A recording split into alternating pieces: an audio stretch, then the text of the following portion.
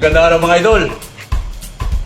Papakita ko sa inyo ang proseso kung bakit tinatakilik ang ating masarap na Rax lechon. Una sa lahat, para maging masarap ang lechon, dapat po ang baboy natin ay fresh at siya po ay dapat ay native para maging malutong, crispy at fresh na baboy. Una po nating sangkap na nilalagay dito para na magka meron siya ng masarap na amoy. Una nilalagay natin ay lemongrass. Lemongrass dapat meron to. Lagyan natin yan.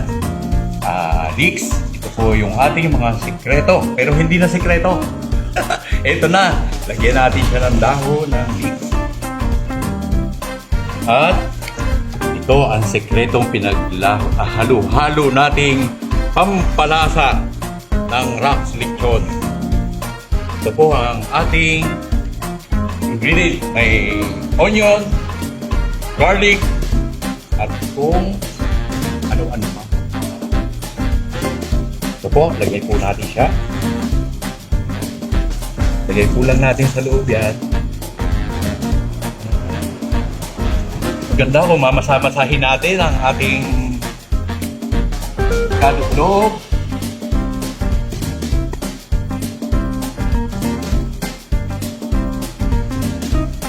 Bakit malasa ang Rax lechon?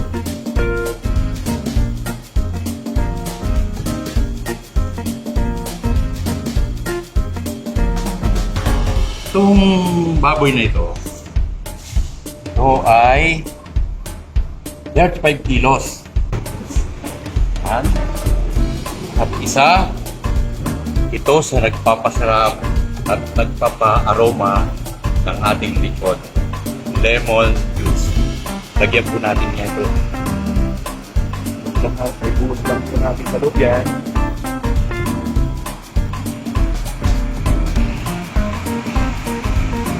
Po ang ating mga sangkap ng Rax lechon. Ito, tinatahi natin para yung ating mga sangkap dito tumagas. Kaya dapat kailangan nakatahi ito.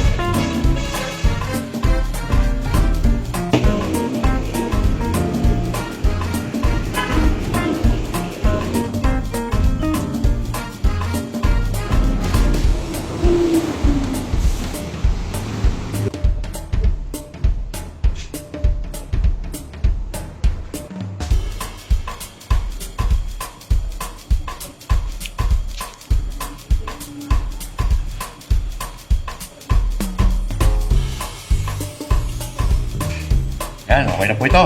Papahidan po natin siya ng pampalutong at para maging natural ang kulay niya. Ito ang sikreto nating pangpahid.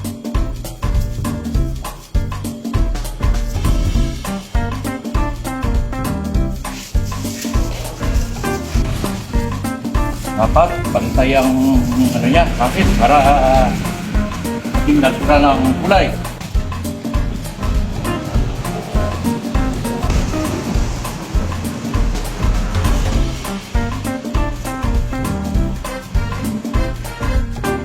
Ayusin natin ang uling at sasalang na natin.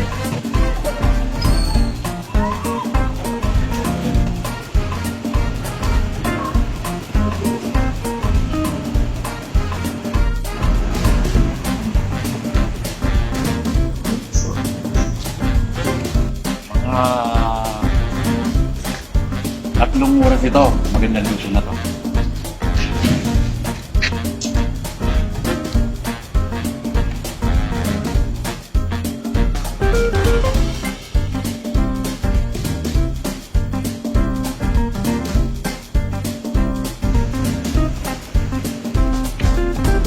Ito para lagyan natin lang langis sa pahitan natin para hindi matutunan.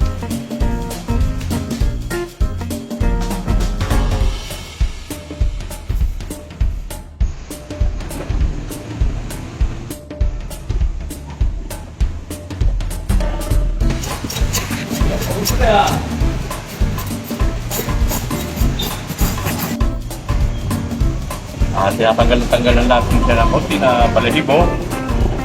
At ito po ang bilis na product po natin ang masarap na lechon. Ayan po, napakalutong.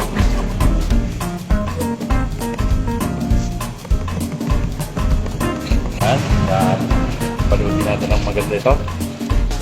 Then,